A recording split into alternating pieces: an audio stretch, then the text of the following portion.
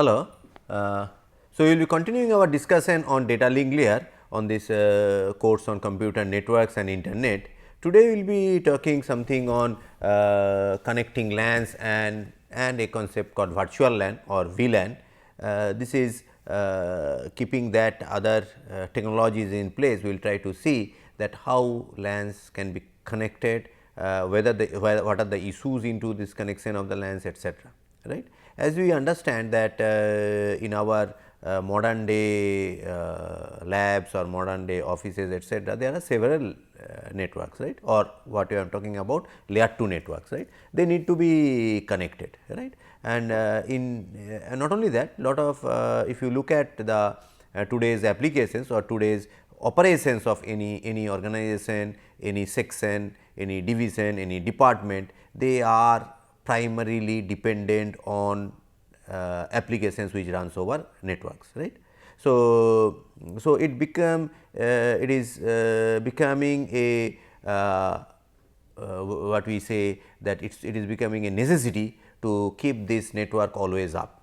In doing so, the network administrator loves to have multiple connection into the connecting networks, right. So, that means between two LAN there should be more than one connection. So, that if connection is teared off, failed for some reasons or other, the other connection pop up and start executing.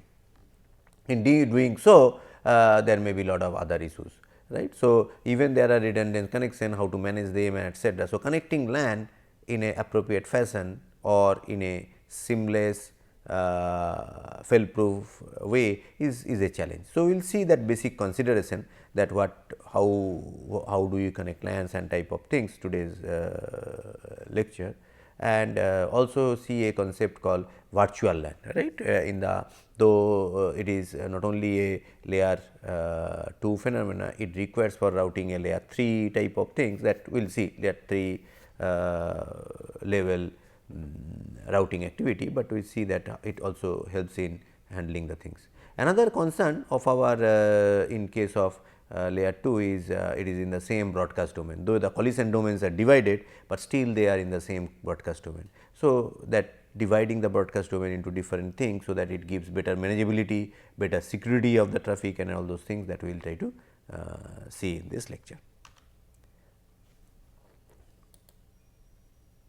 So, if we come to the basic slides or basic philosophy of layer wise connectivity or peer to peer connectivity. So, what we see that in the physical layer there is a hub and repeater which are primarily signal regenerator. At layer 2 or data link layer we have layer 2 switches or bridges which bridges LANs etc. And we have also seen that MAC layer protocols and other things. Layer 3 is a primarily that network activity, one of the major part is or activity is routing, and then at the other layer there are primarily application to application connectivity, or in transport layer it gives reliable unreliable services there. That what we mostly say that there are gateway connections between the two applications, and as it indicates it is there can be multiple hop within the things and it goes on like peer to peer. Right? And also you understand that intermediate devices can open the packet up to the layer it is enabled. So, if it is a hub or repeater it can see that layer 1, whereas if it is a switch or a bridge it can switch up to layer 2 and so on and so forth, right. And further we understand that your any upper layer phenomena or any upper layer device can have all the lower layer capabilities, like a layer 2 bridge or switch can also have a signal repeating capability or repeater capability, like layer 3 switch has a definitely a switching capability and also a repeating capability, right. So, higher in the layer you have the capabilities lower in the things, then why not buy the something which is the layer 7 level. One of the major constraint is the cost, right. You have a huge cost on the if you go up in the ladder, right. So, you may not require that much cost to be invested. Secondly, more is the capability, more is your processing time, right. So, that is why the cost is higher, and not only that you need to process, like. So, you may not want to have so much thing, or you need to plan accordingly where you require a layer 2, layer 3, layer 4 all upper layer capability switches, right. So, these are different considerations which has a separate way of system administration and management per se, which need to look at that what are the things there.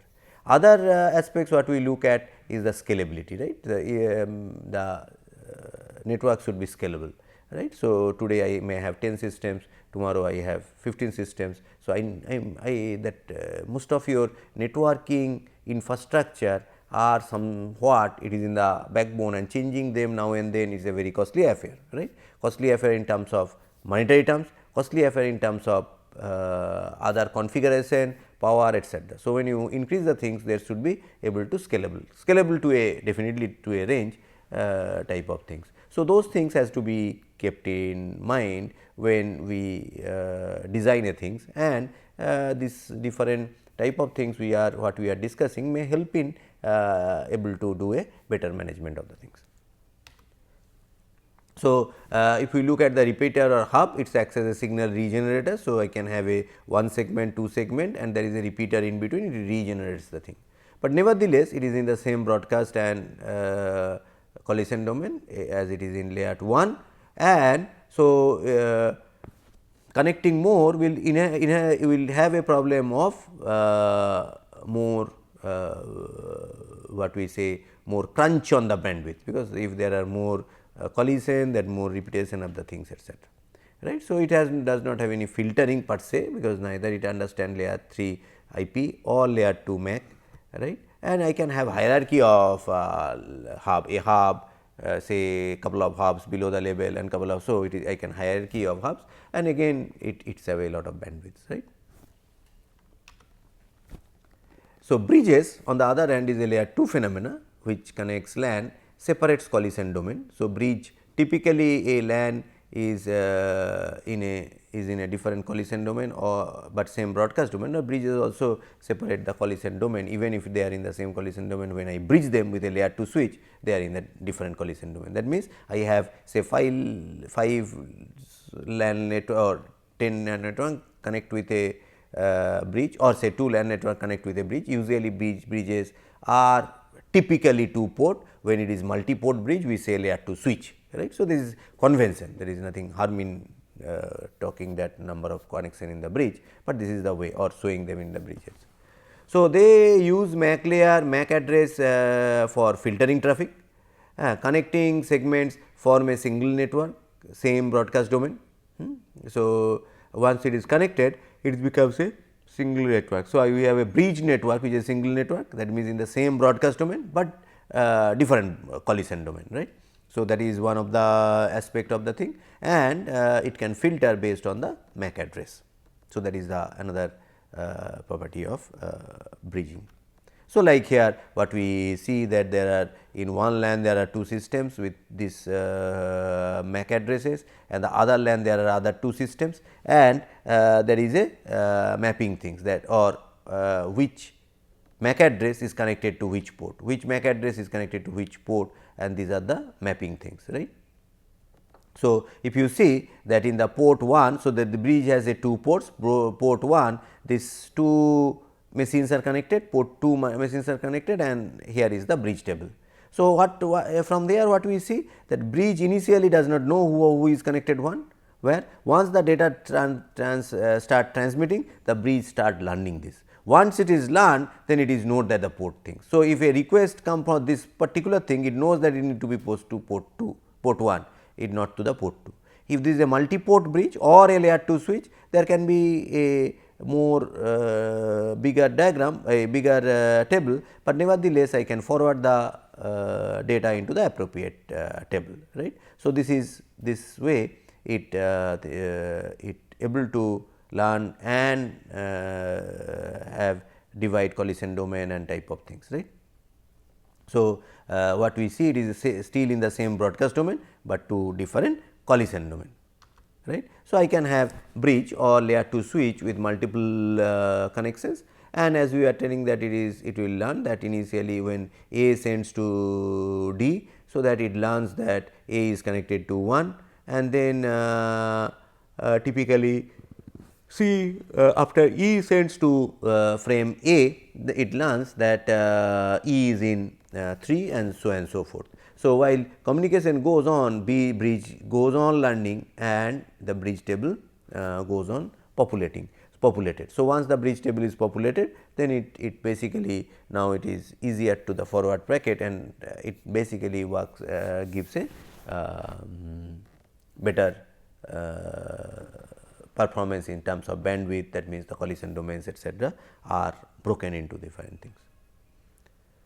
So, there is a problem in bridge, like so as we were mentioning initially that given a network it is sometimes desirable and sometimes making it some sort of fail proof or having multiple connection between the network. So, I have say I have a say cache section or a administrative section and a account section, and then I have lot of communication. So, if there is a communication break, the things may have become problematic. So, what we do, we have multiple connection between these two LANs, right. In doing so, whether we are end up in some problem, right. Here in this a typical case, it is shown that A is sending to D a message, and it is it learns that A is connected to port 1 and bridge 1 and 2 does not have any connection. Those are all transparent bridges, and it also learns that this is A is at 1 port 1, and then this message is broadcasted, and when this gets that message. So, it gets the message A from bridge 2 as a from the at port 2, and then it convert it to the port 1. A is connected to port 2 and go on doing this in a circular fashion. As if you remember, as our basic Ethernet frame does not have any TTL or time to leave, or where the timeout will be happening, that is so to say. So, that means it goes on learning, it goes on in a loop, and that creates a problem in the whole bridging thing. So, so one of the major challenge when we have this sort of a bridge network or layer 2 switch network is how to handle these loops, right. There should not be any loop into the things, otherwise it not only it away all the bandwidth, it also creates a problem of communicating between any source to destination.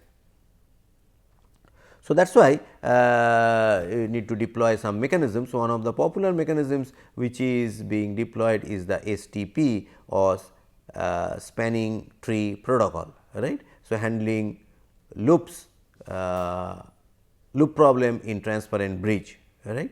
So, spanning tree protocol. So, in this case if you see LAN 1 is connected to LAN 2 one connection, LAN 1 is connected to LAN 3 one connection, and so on and so forth. In other sense, from LAN 1 to LAN 2 there are several ways. I can connect this through this, I can connect this through this, I can connect this through this, right. So, there are multiple way how we can connect LAN 1 and LAN 2, right, to LANs, right. So, and in doing so we end up in that loop problem, right. If we allow this, it will end up in a loop problem. So, what we need to do is to handle this. In order to handle this, what we need to do is to have a mechanism or spanning tree protocol. That means, I need to generate a cycle free or loop free connectivity, or if we consider as a graph, this one a loop free graph into the thing. So, how this spanning tree can be implemented out here, or how do I do that? So, incidentally every bridge has a unique ID, that means every bridge or layer 2 switch has a unique ID, that means B 1, B 2, B 3, B 4, let it be the unique IDs. So, select the bridge with the smallest ID as the root bridge. So, what we select here, that the bridge with smallest ID, that in this case B 1 as the root bridge. So, that I have a bridge tree. So, the root bridge is the bridge with the smallest ID. Mark one port in each bridge except the root bridge as the root port, right. So, the root port is the port with least cost path from the bridge to the root bridge. So, every bridge will have a root port which has the path to the root bridge as a least cost path, right. Now, least cost may be a consideration from the system administrator, whatever whatever the organization thinks. It may be the minimum distance, minimum hop to the path, or it may be the congestion free, bandwidth driven, etc. So, that is the least cost path between the any root any node to the any bridge to the root bridge, and that particular interface is marked as a star, right, or say 1 star. For each LAN, choose a designated bridge. So, for now on the for the LAN, we need to choose a designated bridge. The designated bridge has the least cost path between the LAN and the root bridge, right. So, the designated bridge has the least cost path between the LAN and the root bridge. Like the arrows mark the corresponding port and connects the LAN to its designated bridge using the designated port, right. So, the mark the corresponding port that connects the LAN to its designated bridge as designated port, right, with a 2 star. So, that means designated that LAN to the designated bridge is through this star. Now, mark the root port and the designated port as the forwarding port. Now, we are coming to that mark the root port and the designated port as the forwarding port. Rest are blocking ports, right. Or every port with 1 star are kept, ports with no star are dropped, right. So, this is the thing, our basic objective is, or the final goal is to have there is only one path between any two bridge. So, other are in block stage and there are only one path between any two bridge.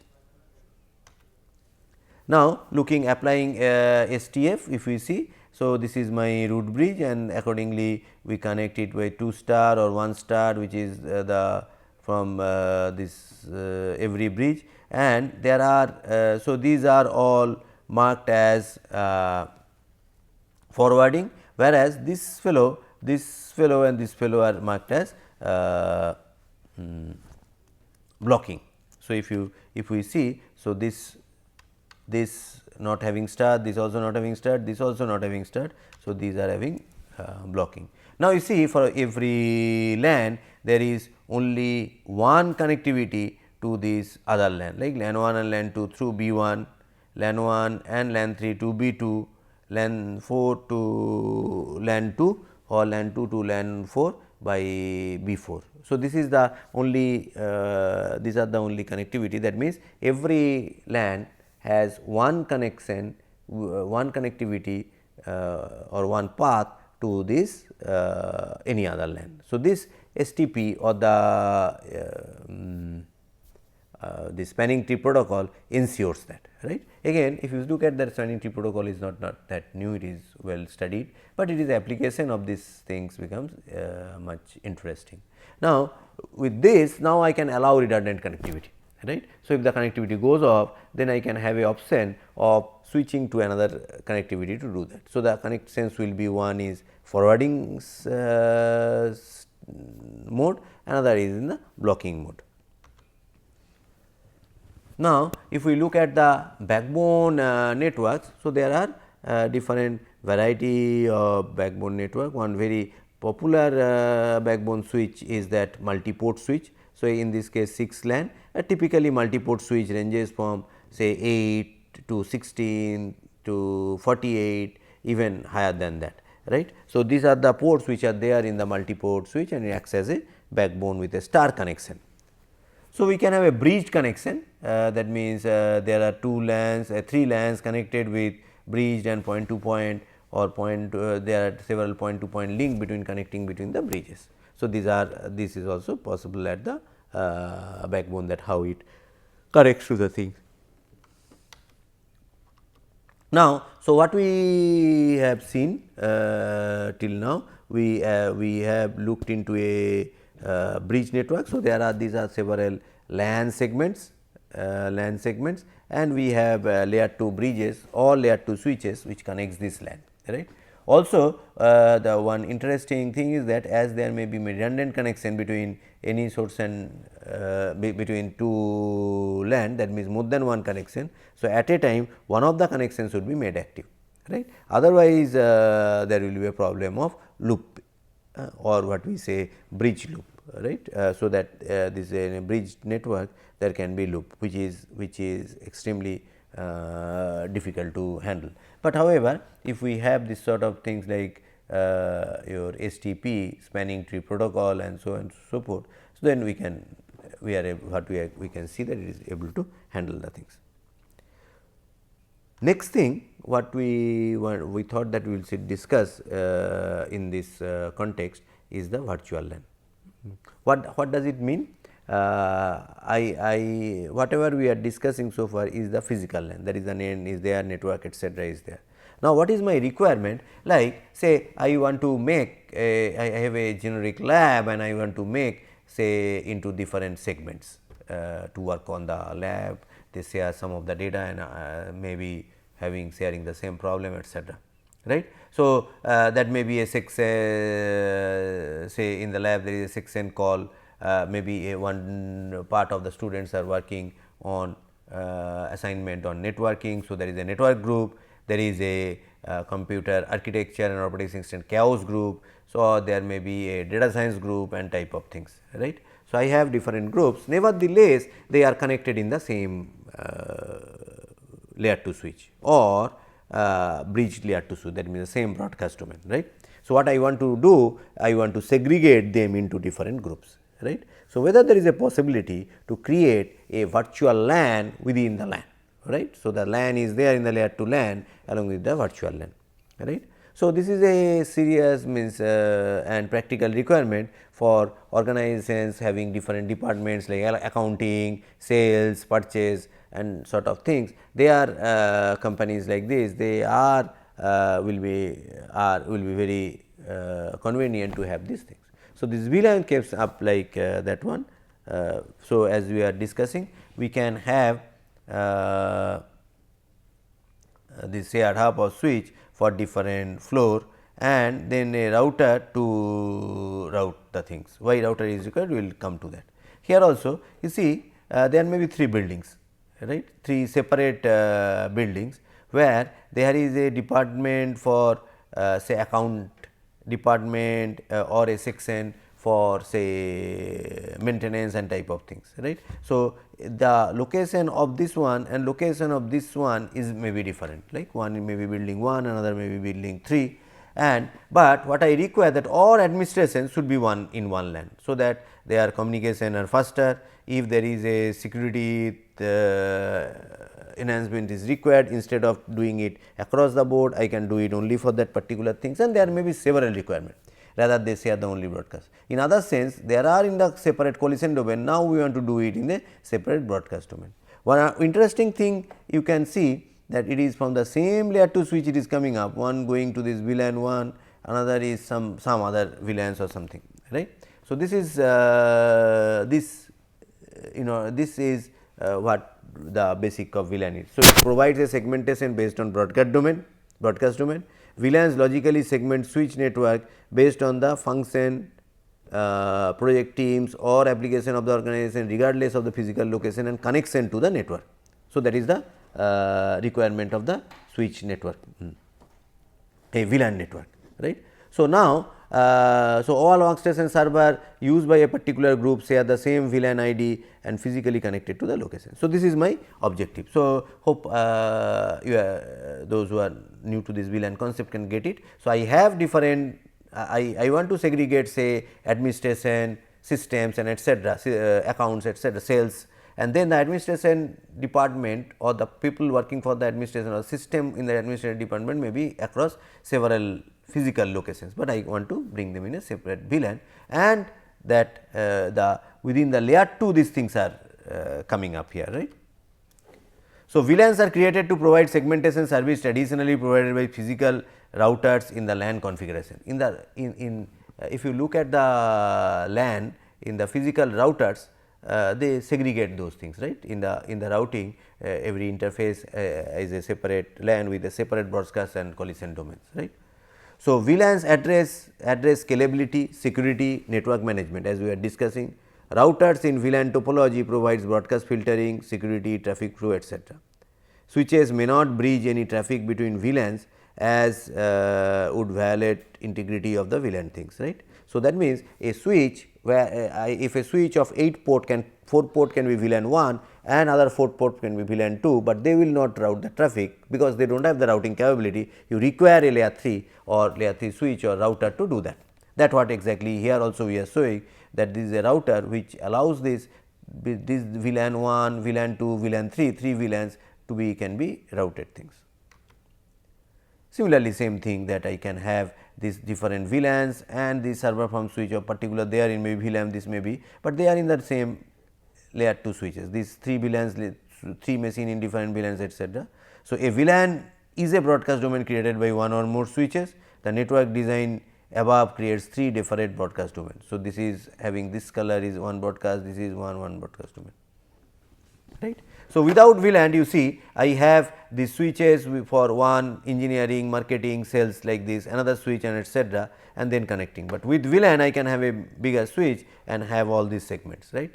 So, this may be in the same floor or the same particular floor, but I can have this type of things, right. So, without VLANs each group on different IP networks and so on and so forth. So, VLANs can be done statically, that is port by port, each port associates a dynamic, otherwise dynamically, that means I need to have then a applications at the MAC address, use a software base of the MAC address to VLAN mapping, etc.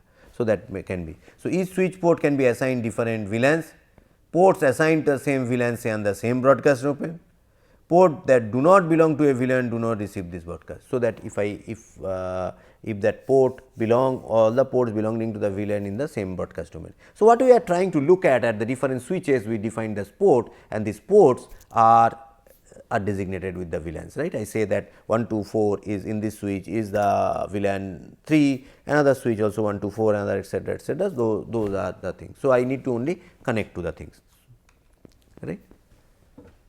And if we look at the operations, static membership VLANs are called port based and port centric membership VLANs, right. As device enters the network, it automatically assumes the VLAN membership of the port to which it is attached. So, once you connect, it is attached.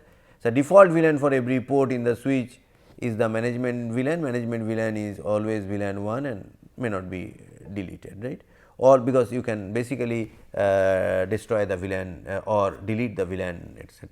All other ports in the switch may be registered in alternate VLANs.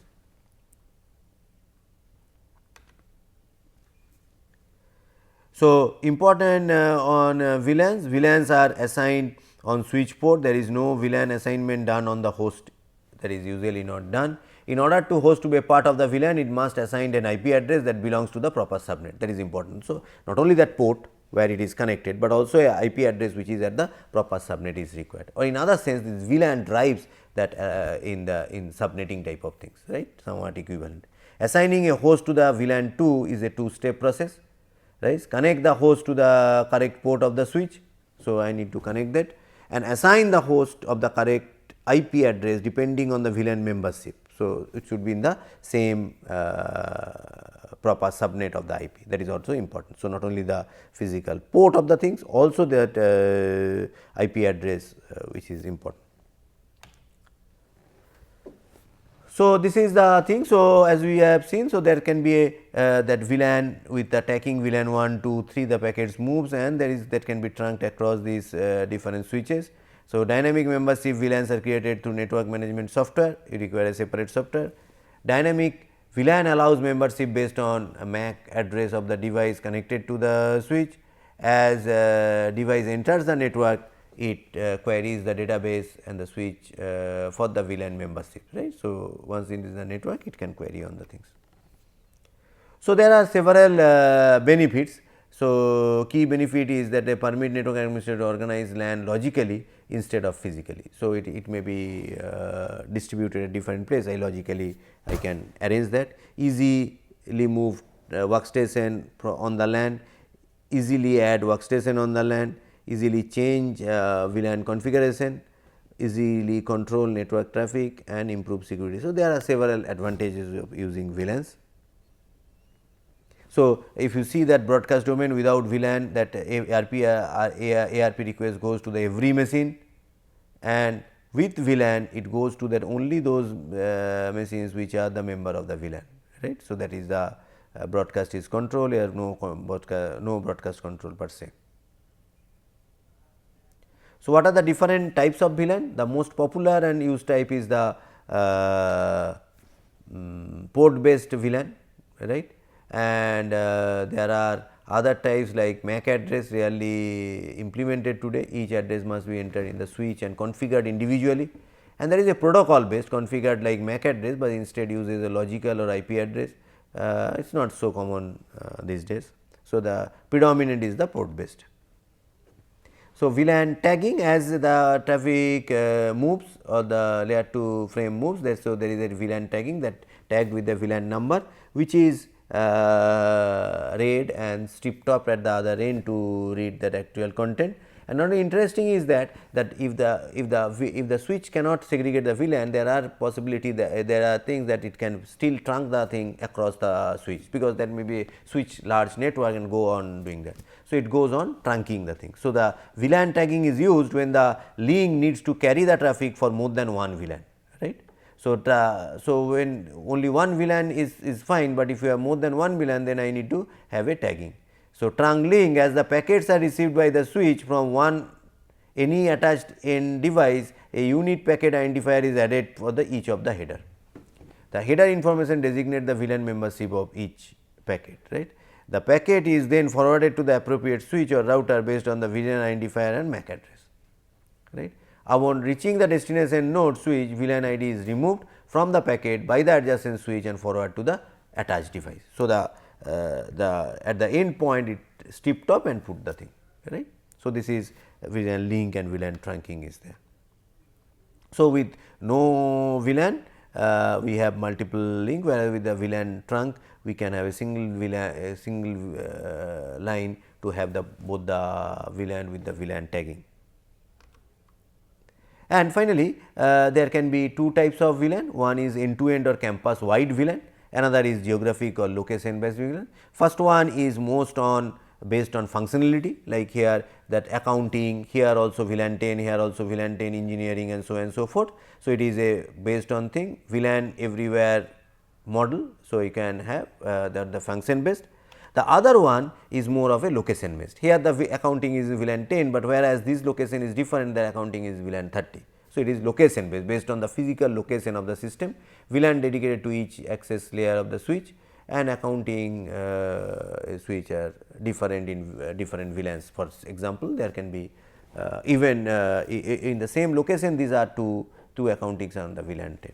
So, what we see that VLAN allows us to better manageability, have some sort of allows us to have different broadcast domain within at the layer 2 level.